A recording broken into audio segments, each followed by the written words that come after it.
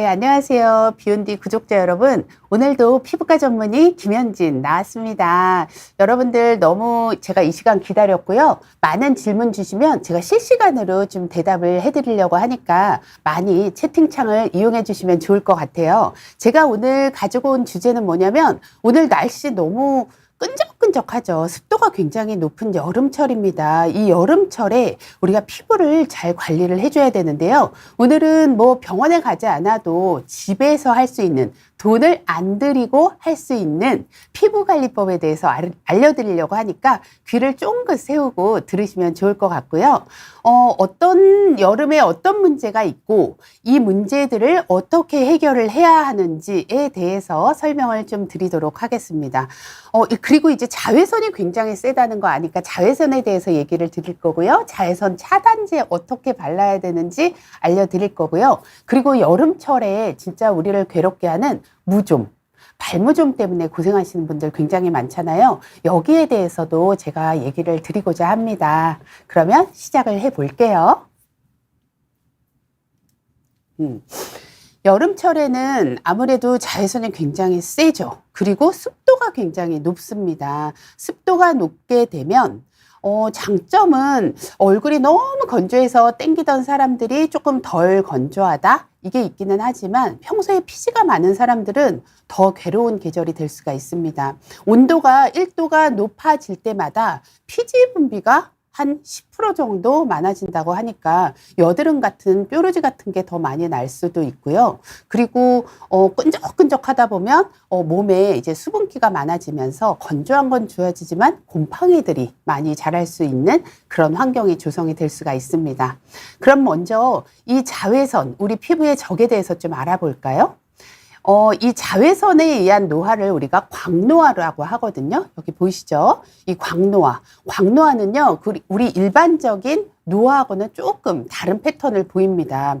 어떻게 다르냐면요. 도시에서 매번 화장 예쁘게 하고 외출을 하시는 할머니랑 시골에서 농사를 짓고 자외선을 많이 받으신 분하고는 나이가 들어서 한 60대가 되면 피부가 좀 달라져요.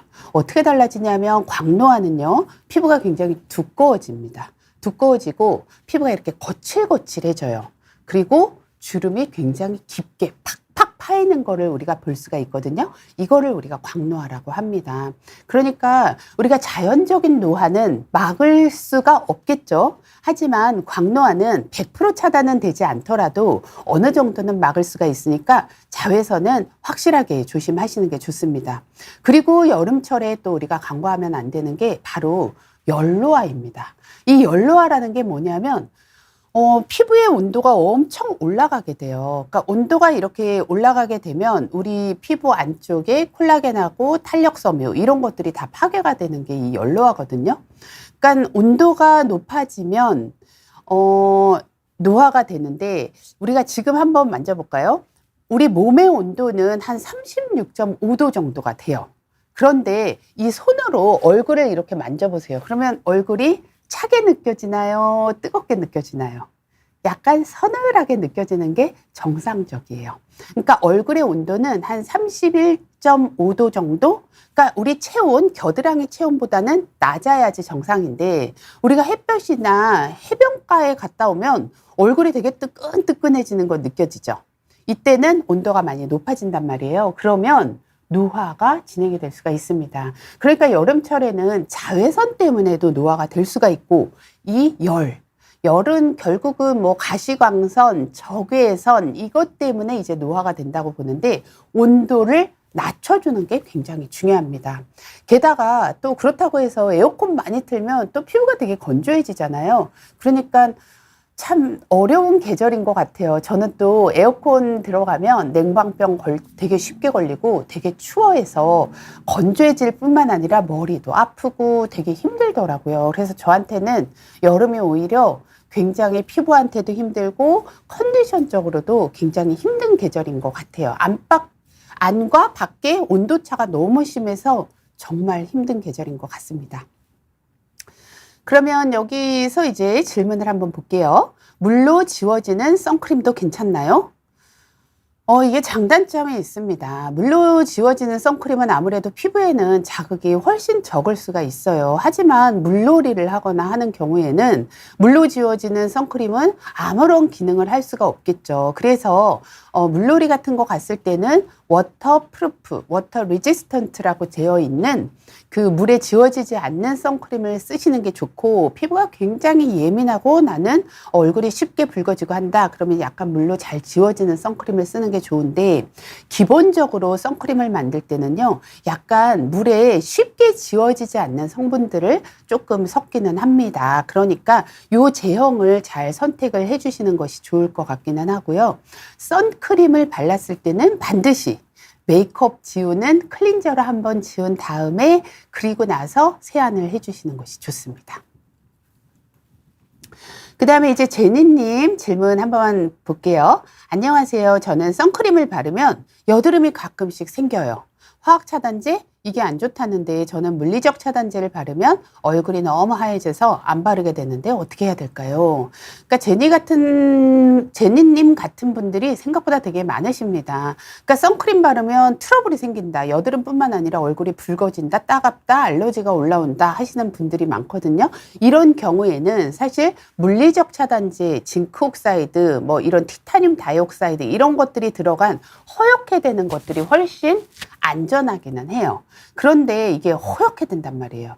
근데 요새 이제 자외선 차단제들은 보통 어떻게 나오냐면 화학적 차단제 성분과 물리적 차단제를 같이 섞어서 많이 나오는데, 이 배합을 좀 달리해서 많이 나오기는 합니다.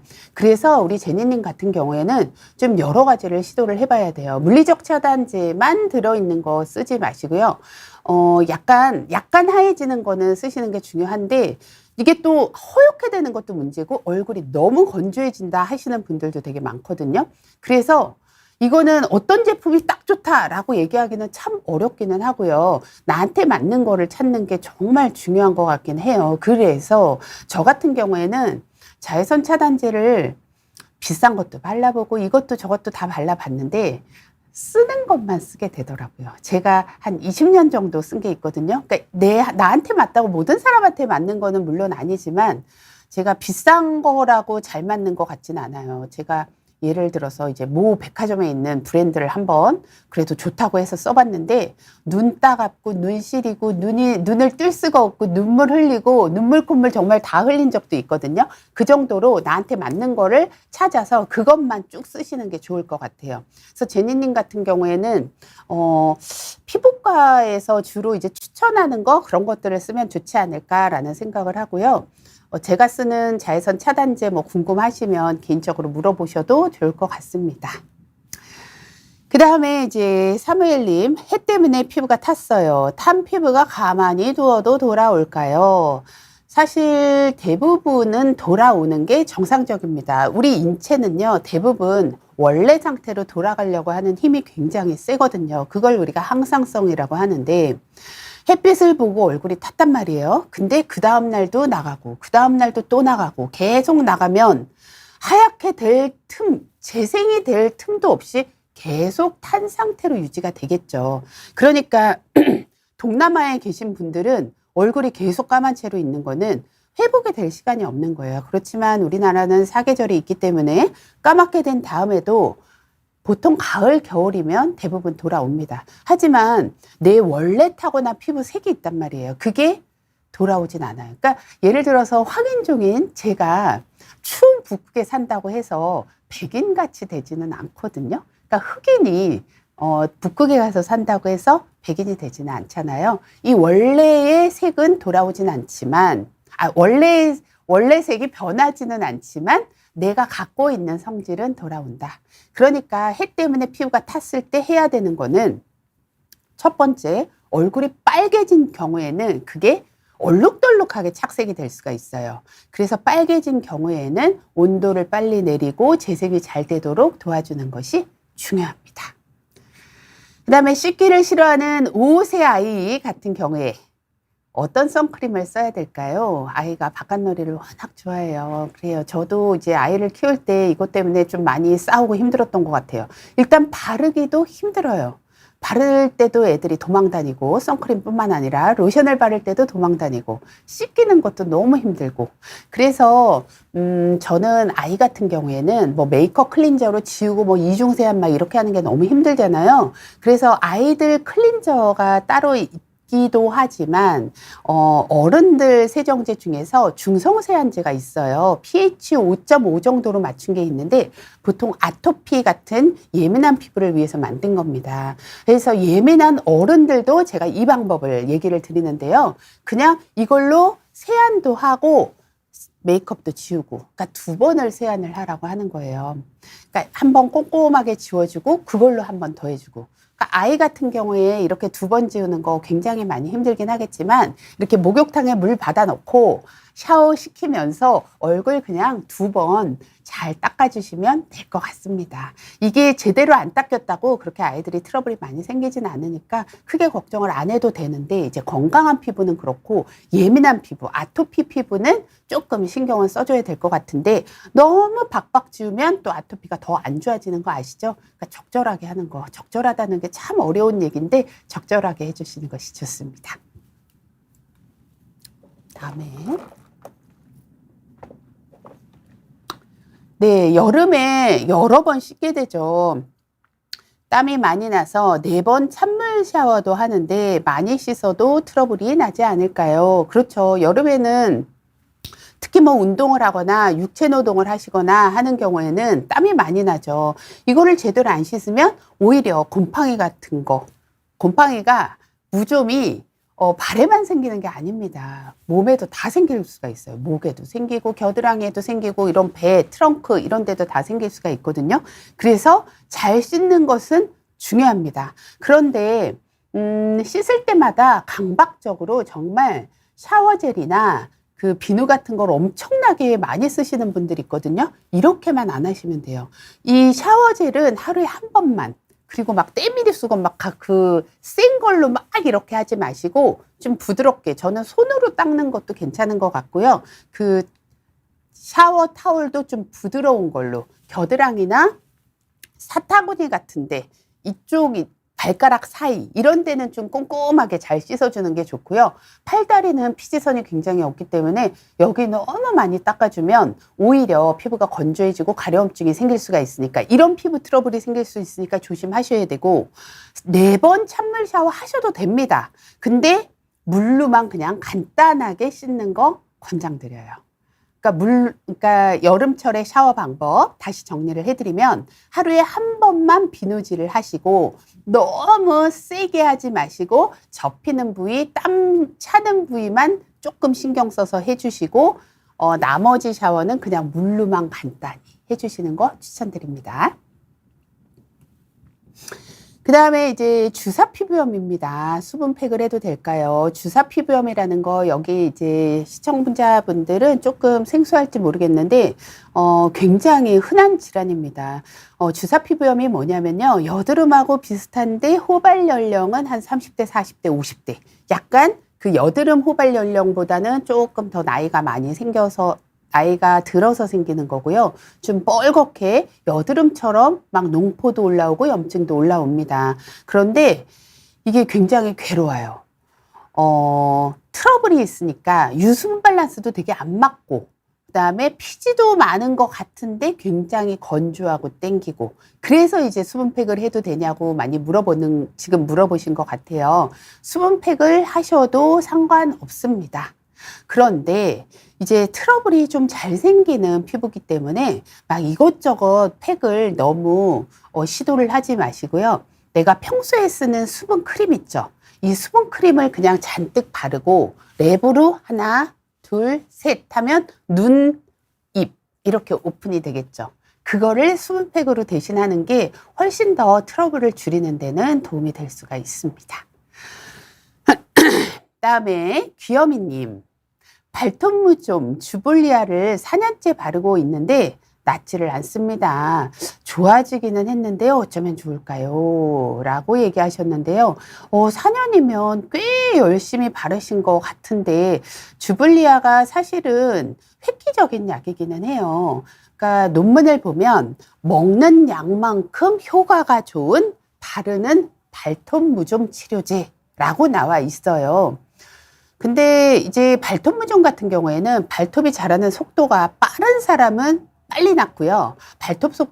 자라는 속도가 느린 사람들은 아무래도 늦게 날 수밖에 없겠죠. 그래서 이분 같은 경우에는 어떤지는 모르겠는데 굉장히 오랫동안 발랐는데도 잘 안 나왔다면 발톱이 자라는 속도가 굉장히 늦을 가능성이 굉장히 많을 것 같기는 합니다. 그렇다면 조금 좋아지긴 했다고 하는 거 보면 효과가 아예 없었던 거는 아닌 것 같아요. 그래서 이럴 때는 그냥 꾸준히 바르는 거 더 한다. 1번.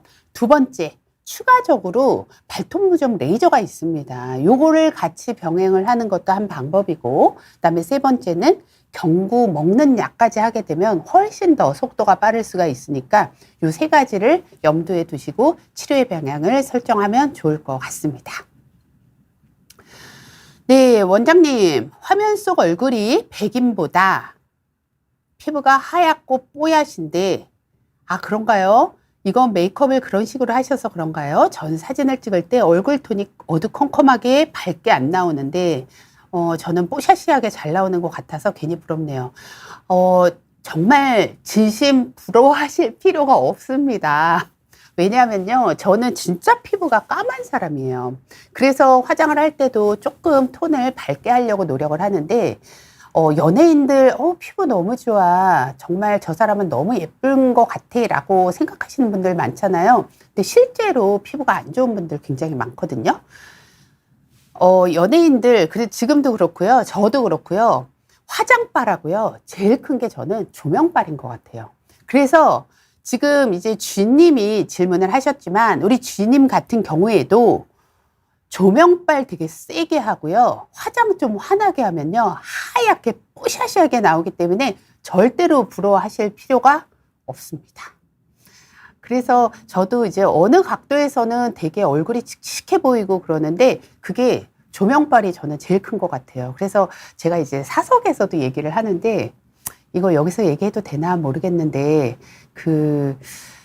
홈쇼핑 화장품 보고 너무 괜찮은 것 같아서 주문을 딱 하게 되잖아요. 근데 막상 제가 발라보면 그 광이 안 나온단 말이에요. 그런 경험 하신 적 있지 않을까요? 저는 있거든요. 절대 안 나옵니다.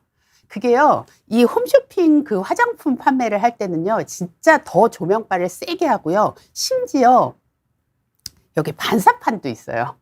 여기 반사판이 있으면 이 조명이 들어와서 이 반사판에서 빛이 반사돼서 내 얼굴을 더 환하게 비추거든요. 그래서 절대 부러워할 필요가 1도 없습니다. 나도 조명빨 받으면 누구나 좋아질 수 있다라고 자신감을 가지시면 됩니다. 저 사실 얼굴 칙칙하고 좀 별로 안 좋아요. 네. 그 다음에 강나영님.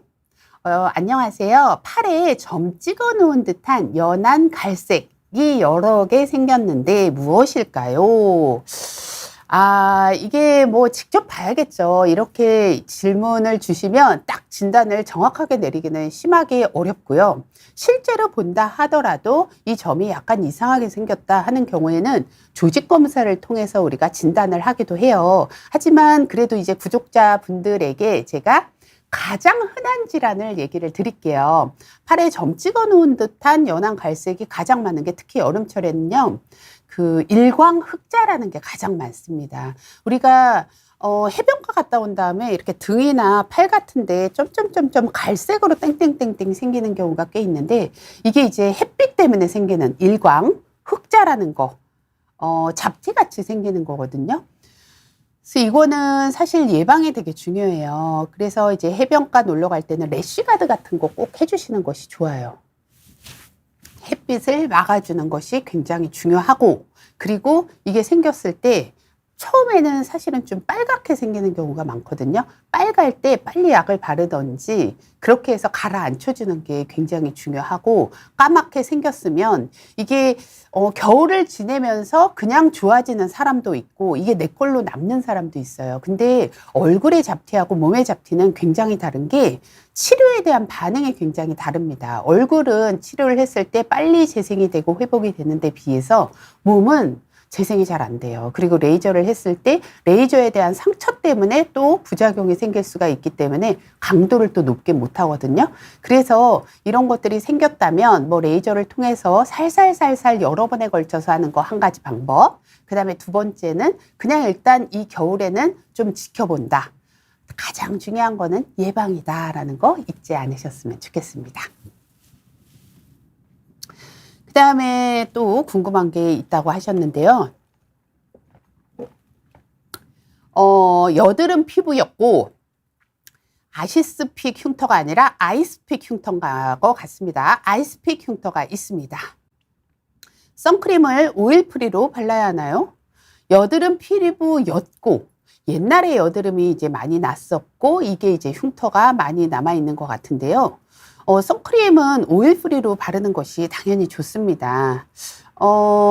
잠깐 제가 볼까요? 지금 조금 진도를 앞으로 좀 나가서 이분이 이제 물어보는 게 여기 이제 답이 있어서 제가 설명을 드릴게요. 자외선 차단제의 성분은 무기자차.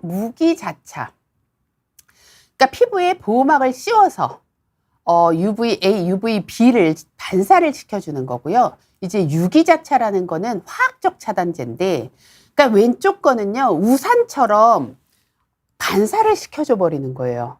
그러니까 자외선이 들어왔을 때 그냥 반사를 시켜서 우산이나 모자 같은 역할을 해주는 거고, 그 다음에 화학적 차단제는 뭐냐면요, 자외선을 그냥 먹어버리는 거예요. 흡수를 시켜버리는 거죠. 그래서 화학적인 반응을 통해서 열로 배출을 하는 게 이제 화학적인 차단제인데, 이렇게 여드름이 나는 사람들은요, 물리적인 차단제의 성분이 좀 더 많은 것을 쓰는 것을 권장을 해 드립니다.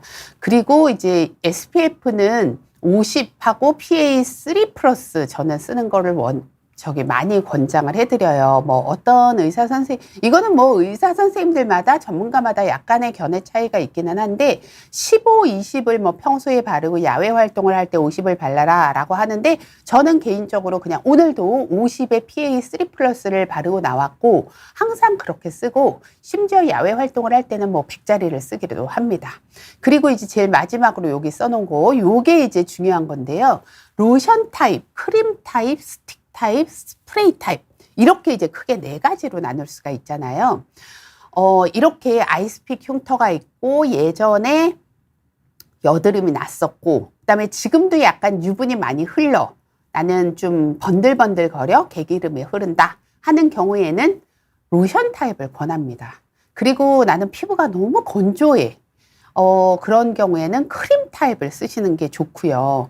그 다음에 이제 스틱이나 스프레이는 언제 쓰냐면 이제 야외 활동을 할 때 덧칠하는 용도로 쓰는 거를 우리가 스틱이나 스프레이를 쓰는데 그렇다면 이 네 가지 중에 어떤 게 차단이 잘 되고 어떤 게 좀 차단이 약할까요?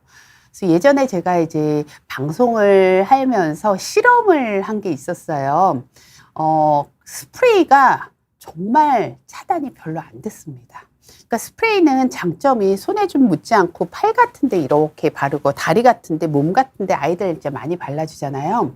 스프레이는 이제 바르기는 편하지 않은 넓은 부위를 바르기는 좋다는 장점이 있긴 한데 차단력은 많이 떨어지더라고요.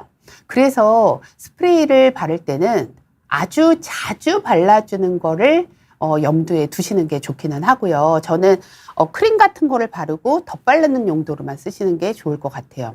그 다음에 이제 스틱 같은 경우에는 잘 차단은 돼요.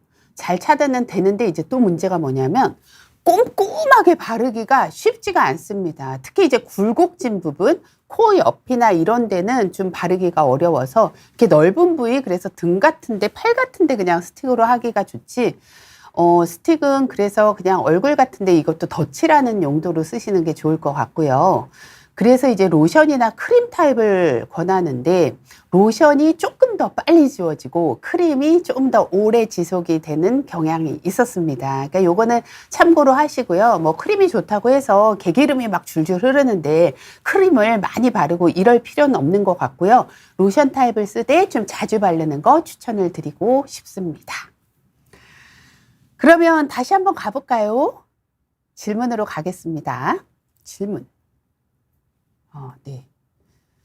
어, 피부 트러블은 없는데 기미주근깨가 자꾸 신경에 쓰여서 멜라논 크림을 처방받으려고 하는데 부작용이 심하다고 하거든요. 차라리 겨울에 레이저를 하는 게 더 나을까요? 너무너무 많이 받는 질문이에요. 기미주근깨가 많다. 1번, 멜라논 처방을 받을까? 2번, 레이저를 겨울에 해서 그냥 확 없애버릴까? 겨울에 그냥 세게 한번 찢어서 받아가지고.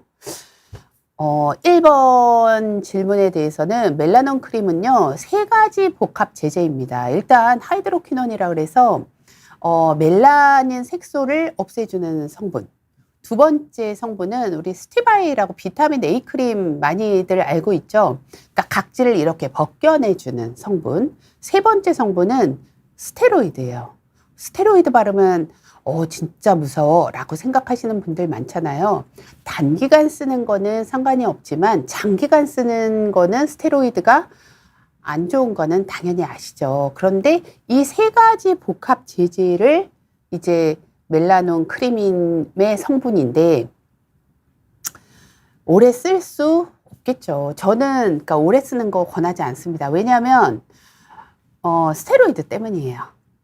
근데 하이드로퀴논하고 그 스티바 A 성분이 있기 때문에 이게 자극감이 꽤 심하거든요. 그래서 스테로이드를 안 쓸 수가 없어요. 같이 써야 돼요.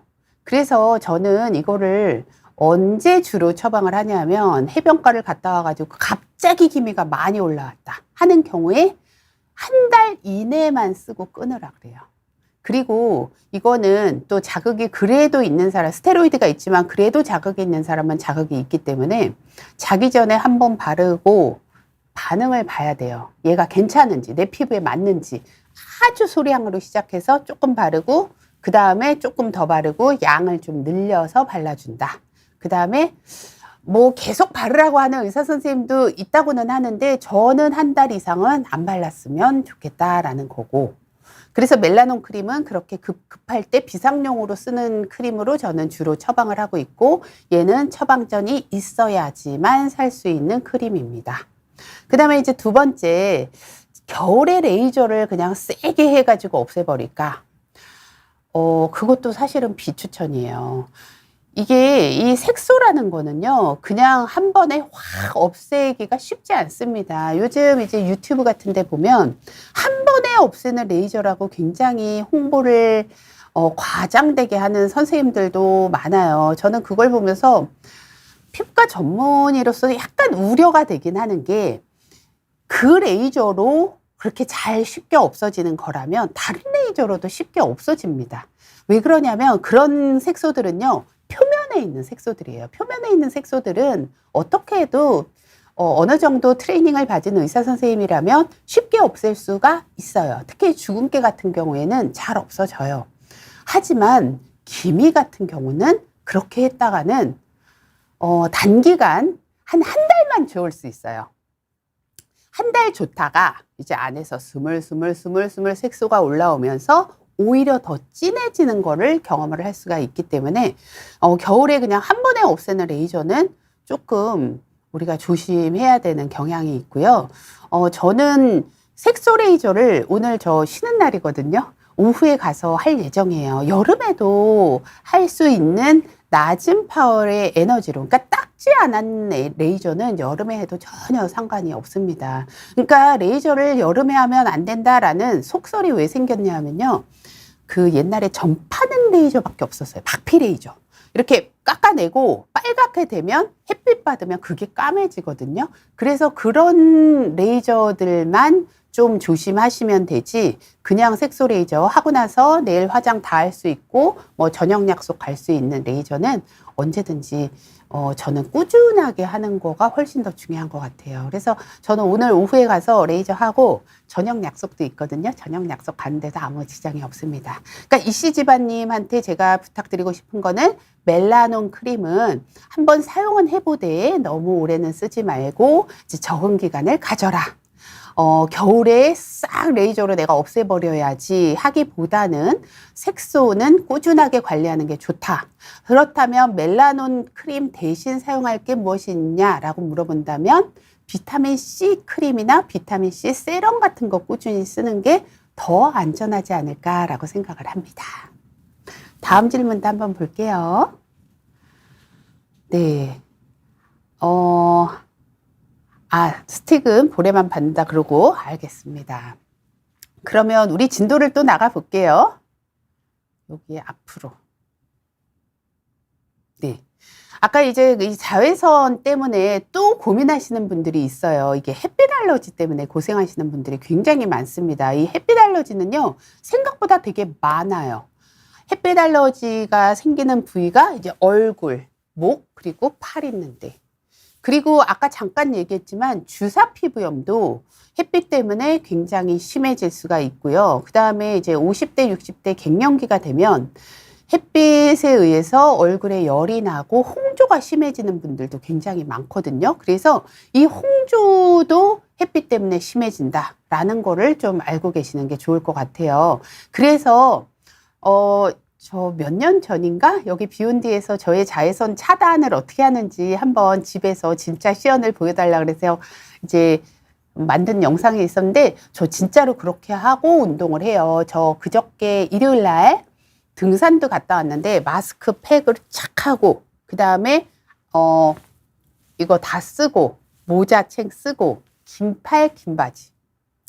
긴팔 긴바지를 입는 이유도 이 햇빛 알러지 때문입니다. 저도 예전에는 알러지가 없었는데 이제 50 넘고 나니까 알러지가 자꾸 생기는 거예요. 막 이런 데도 가렵고, 그냥 옷도 까끌한 거 입으면 가렵고, 머리카락 닿아도 가렵고, 그 다음에 이제 뭐 반지 같은 거 잘못해도 막 가렵고, 귀도 가렵고, 이래서 알러지 신경을 굉장히 많이 쓰는 편이거든요. 그래서 햇빛은 전적으로 차단을 해줘야 되는 게 노화나 색소 질환 때문에도 그렇지만 알러지를 예방하기 위해서도 좀 차단을 해주는 게 좋을 것 같습니다. 그리고 이제 여름철이 되면 피지가 굉장히 증가해서요, 모낭충증이 생기는 경우 굉장히 많거든요. 그래서 이 모낭충증 때문에 주사비가 심해지기 때문에 피지를 좀 줄여주는, 그러니까 화장품이 중요해요. 그러니까 화장품 때문에 치료가 되는 건 아니지만 화장품 때문에 악화가 되는 경우는 굉장히 많거든요. 그래서 겨울철보다 저는 여름철에 화장품의 가짓수를 더 줄이고 양도 훨씬 더 적게 바르는 경향이 있어요.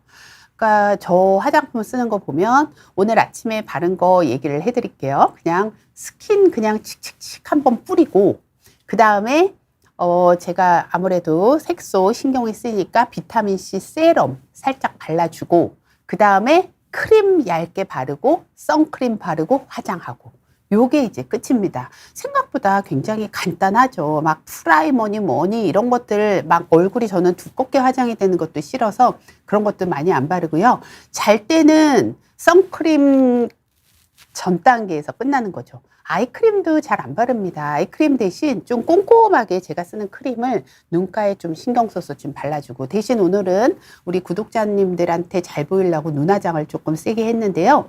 눈화장을 잘 지워주는 클렌저 잘 해야 되는 거는 이제 항상 신경을 써줘야 되고, 그 다음에 저는 좀 많이 바르고 마사지를 좀 해요. 마사지 좀 이따 또 얘기를 해드리려고 하는데 마사지로 그럼 가볼까요? 일단. 네, 얼굴 마사지를 제가 하는데요.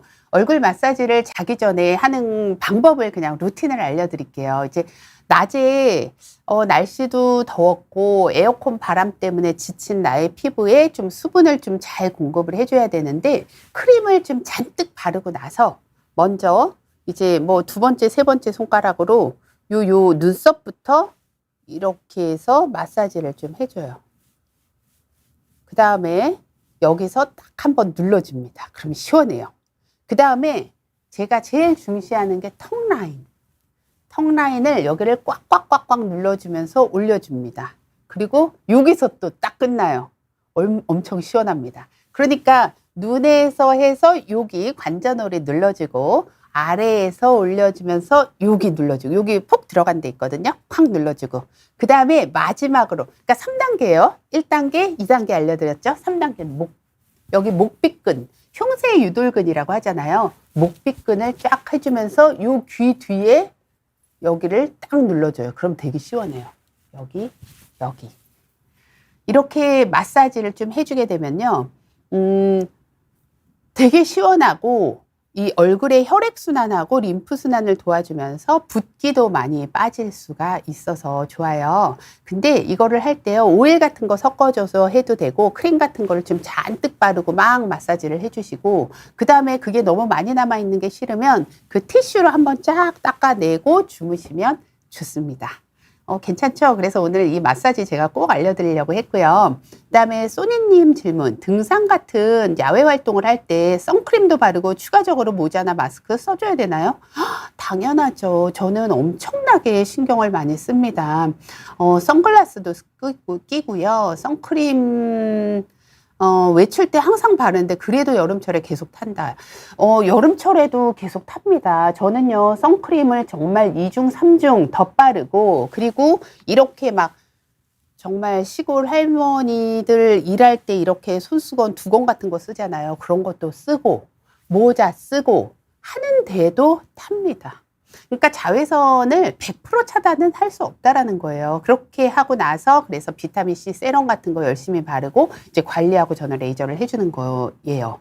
그러니까 자외선 차단은 열심히, 선크림만으로는 절대적으로 부족하고 모자나 양산 반드시 필요하다라는 거 소니님께 얘기를 드립니다. 그 다음에 이제 아젠탈님, 피지 구멍에서 계속 피지가 차고 좀 건드리면 하얀 피지가 나와요. 이거 치료 방법은 어떻게 되나요?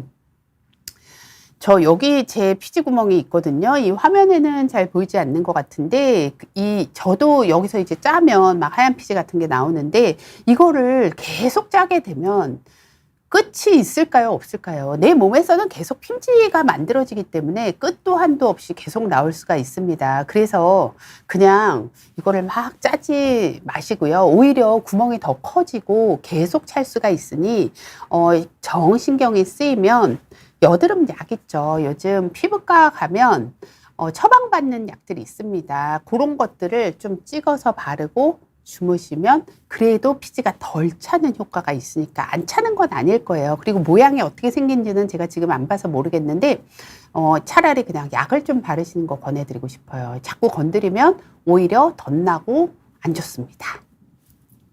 그러면 제 또 진도로 넘어가도록 할게요. 그 다음에 여름철에 뜨거운 태양, 이제 휴가 계획하시는 분들도 되게 많잖아요. 그래서 나는 등산 같은 거 갔다 왔다, 골프를 갔다 왔다, 아니면 해변가를 갔다 왔다, 이런 경우에는 얼굴이 좀 뜨끈뜨끈하고 이런 경우가 있단 말이죠. 이럴 때는 집에서 어떻게 간단하게 케어를 해줘야 되냐? 수건 있죠. 이 애기들 이제 있는 집은 가제 수건이라고 하나요? 그거가 저는 제일 좋긴 하더라고요. 얄팍하니 좋기는 한데, 이게 이제 없는 경우에는 집에서 쓰는 수건을 4분의 1 정도로 잘라서 물에 적셔요. 그리고 그 비닐팩, 주방에서 쓰는 거 거기에다가 넣어가지고 냉장고에 좀 넣어놓습니다. 이렇게 좀 넣어놓은 다음에 얼굴에다가 이렇게 감싸줘요. 우리 되게 좋은 피부샵 같은 데 가거나 뭐 피부과 가면 따뜻한 온스포 같은 거 해주잖아요. 이걸 이제 냉스포로 활용을 하는 거죠. 그러니까 이게 되게 좋은 게 수건을 그렇게 잘라 놔가지고요. 겨울철 뭐 여름에 써도 되지만 지금 이제 냉스포 얘기를 한 거고, 이거를 물에 넣어가지고 좀 적당하게 꼭 짠 다음에 비닐을 넣은 다음에 전자레인지에 돌려요. 전자레인지에 한 10초 정도 돌리면 따끈따끈해집니다. 그걸로 이제 온스포 같은 거 해줘도 되고, 냉장고에 넣어서 냉스포 정도 해주시면 되고, 그렇게 해야지 얼음으로 너무 차갑게 하면 피부도 놀래버리거든요. 그러니까 적당한 온도로 조금 열을 식혀준 다음에 집에서 주로 쓰는 녹차 있죠. 녹차팩. 저는 녹차팩도 버리지 말고 좀 두라고 하는데요. 녹차팩에는 이제 그린티 익스트랙트라 그래서 그 비타민C하고 피부 진정시켜주는 성분이 되게 많이 들어있고, 이소플라본 같은 항산화 성분도 굉장히 많이 들어있거든요. 그래서 이 녹차잎 우린물 먹고, 그 다음에 그거 꼭 짜가지고, 그러면 더 나오거든요. 그거를 이제 물에다가 섞어가지고 스프레이 만들어서 이렇게 뿌려도 좋은데, 이거를 이제 스포로 써도 됩니다. 그러니까 화장솜에다가 묻혀가지고 이렇게 붙여놔도 되게 도움이 많이 돼요. 그래서 그 녹차 티백을 버리지 말고 잘 둬라. 그 다음에 이제 스킨팩 얘기했고요. 크림팩 아까 얘기했죠. 크림 붙이고 랩을 이렇게 이해하셨나요? 이렇게 붙이면 눈 나오죠. 이렇게 중간에 하나 붙이고 이렇게 붙이면 눈 나오고 입 나오게 팩을 아주 간단하게 할 수 있거든요. 그리고 이제 알로에로 제가 마무리를 한다고 했는데 이 알로에는 약간의 호불호가 있어요. 알로에가 이제 피부 진정시켜주는 데는 굉장히 좋다라고 알려져 있기는 한데 조금 조심해야 되는 게 알러지가 의외로 알러지를 일으키는 경우가 꽤 있기 때문에 알러지가 좀 있는 것 같다, 좀 빨개진다, 평소에 알러지가 좀 많았던 사람들은 알로에 사용도 조금 조심하시는 게 좋습니다. 그 다음에 질문이 하나가 있는데요. 너무나 말년 복 좋은 나. 진짜 제목이 너무 좋은데요. 이름이요. 보톡스를 꾸준히 맞으면 안 맞는 것보다 더 주름이 안 생길까요? 제가 늘 얘기를 한 거고, 지난번에도 제가 보톡스에 대해서 얘기를 드렸는데요. 안 맞는 것보다 주름이 덜 생기는 예방 효과는 분명히 있습니다. 그래서 보톡스는 나이가 들어서 주름이 짜글짜글해지고 맞는 게 아니라 조금 미리 맞는 게 좋은데 어떤 사람이 특히 미리 맞아야 되냐면 표정에 과하신 분 있죠. 저는 요 찡그려서 생기는 요 주름 제일 안 예쁜 것 같아요. 내천자 주름, 미간 주름이라고 하죠. 화가 나서 생긴 주름, 찡그려서 아파서 생긴 주름. 요 미간 주름 있는 분들은요, 오늘 오후에 한번 가까운 피부과 가서 상담을 받고 보톡스를 꼭 맞으시기 바랍니다.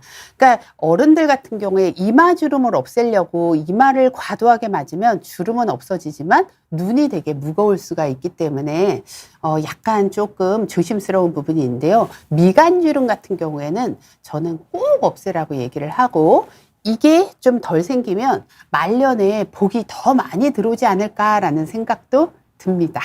왜냐하면 안 찡그리니까. 네.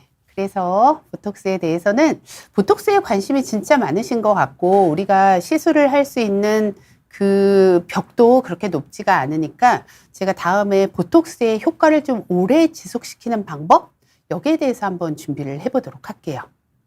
그 다음에 이제 다시 또 가보겠습니다. 마사지 했고 그 다음에 아까 얘기한 것처럼 물리적인 자외선 차단도 중요해요. 자외선 차단제도 중요하지만 양산 좀 쓰고 다니시면 좋을 것 같아요. 지금은 뭐 오늘 날씨도 굿고 요새 장마철이라서 비가 많이 오니까 우산 들고 다니시는데요. 양산도 굉장히 좋고 그다음에 UV 차단하는 모자 그다음에 뚜껑이 좀 있는 모자가 사실은 더 좋기는 합니다. 왜냐하면 이 두피도 굉장히 많이 자외선 때문에 자극을 많이 받거든요. 그러다 보면 여기도 정수리도 머리가 좀 빠질 수가 있어요. 탈모가 될 수가 있어요. 자외선 때문에. 그래서 모자 잘 써주시는 게 좋고 그 다음에 이제 옷 색깔 하얀색이 좋을까요? 검정색이 좋을까요? 이런 거 묻는 분들도 많아요. 어떤 옷을 입었을 때 자외선 차단에 훨씬 더 도움이 될까라고 많이들 물어보시는데요. 사실은 흰색 같은 경우에는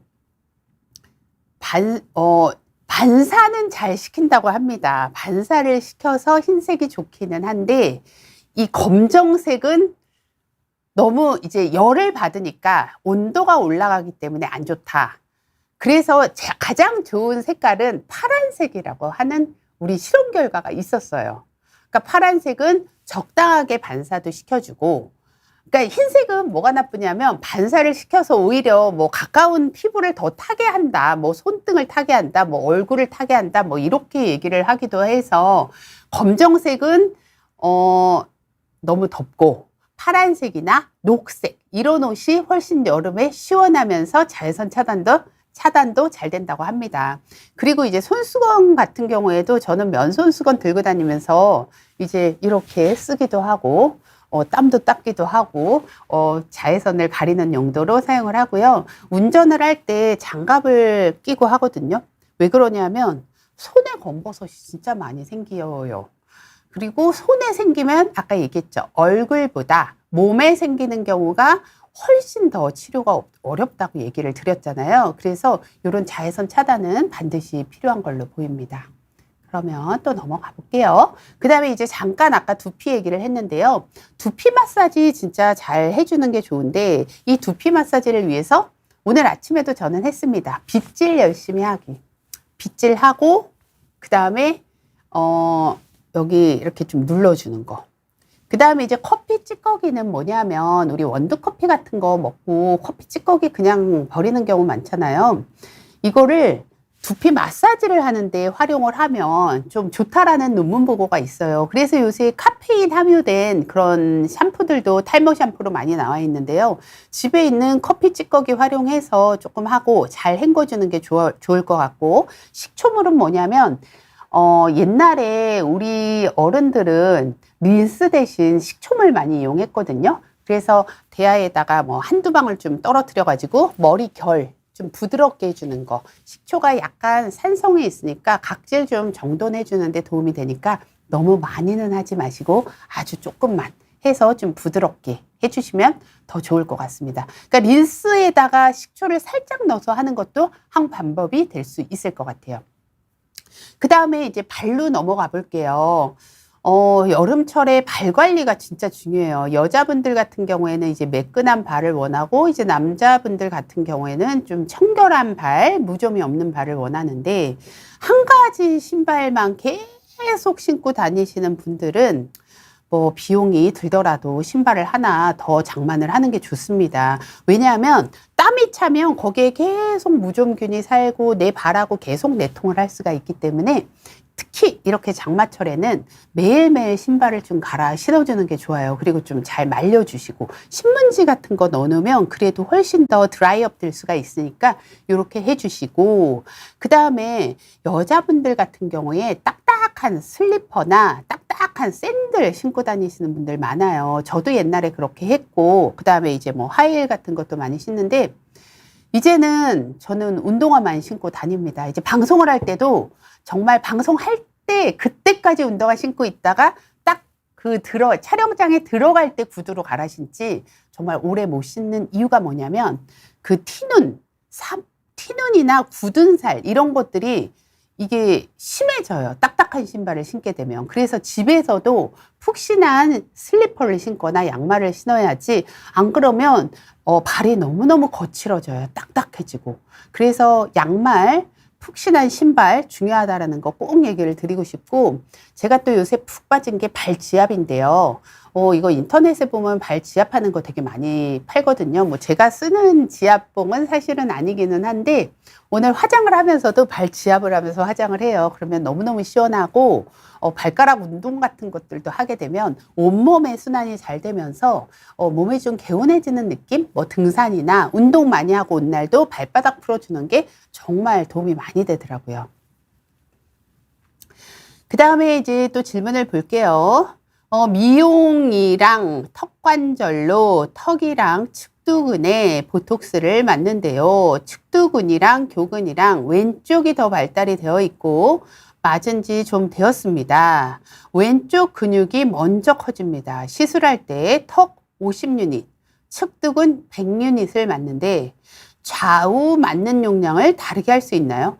당연하죠. 발달을 많이 한 곳에 용량을 더 많이 넣는 게 사실은 맞아요. 그래서 굉장히 비대칭인 분들, 이쪽이 너무 많다 하면 이쪽을 더 많이 넣는 게 당연히 맞습니다. 근데 이렇게 이제 보톡스를 맞아서 도움을 많이 받는 분들이 많기는 한데, 이제 여기서 중요한 거는 뭐냐면 왜 왼쪽만 발달을 하는지 그거를 좀 체크를 해 보셔야 돼요. 왜 먼저 커지냐면요, 분명히 이 응애연 님이 왼쪽을 더 많이 쓰실 거예요. 그러니까 그쪽이 많이 발달을 할 거예요. 우리도 운동을 하면 근육이 커지잖아요. 이쪽을 운동을 훨씬 더 많이 하는 거예요. 뭐 치아가 오른쪽이 좀 안 좋다든지 그래서 왼쪽을 쓰시는 분이 많습니다. 그래서 근본적으로 오른쪽도 쓰는 습관을 조금 들여야 돼요. 그래서 왼쪽을 보톡스를 좀 더 많이 맞게 되면 오른쪽을 상대적으로 쓸 수밖에 없어요. 여기 힘이 너무 많이 빠져버리니까 보톡스를 맞게 되면. 그래서 그 밸런스를 맞춰가면서 내가 오른쪽으로도 많이 씹고 오른쪽 운동을 좀 신경을 써서 해야 된다라는 거, 그거 신경을 써주시는 게 좋고, 그 다음에 이제 두 번째는 이렇게 보톡스를 계속 맞다 보면 효과가 예전보다 조금씩 떨어지는 거를 느낄 거예요. 그래서 그게 조금 이제 내성이 생기는 경우가 되게 많아요. 용량이 또 꽤 있기 때문에 주름보다도. 그래서 힘들지만 간격을 조금 텀을 많이 두고, 그러니까 막 3개월에 한 번, 4개월에 한 번 이렇게 맞게 되면 나중에 내성이 생겨서 전혀 효과가 없을 수가 있으니까 6개월에 한 번 맞는 거 권장을 드리고 싶습니다.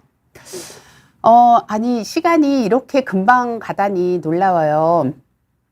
제가 이제 조금 더 준비는 했는데, 그거는 또 다음 시간에 제가 알려드리도록 하고요. 오늘 이렇게 50분 동안 저랑 같이 해주신 모든 분들께 감사드립니다. 다음에도 더 재밌는 주제로 제가 알려드리고요. 그리고 평소에 궁금한 거 있으면 메모해 놨다가 제가 다음 시간에 다 그 댓글 질문 주시면 알려드리도록 할 테니까요. 많이 준비해 주세요. 오늘도 건강한 하루 되세요.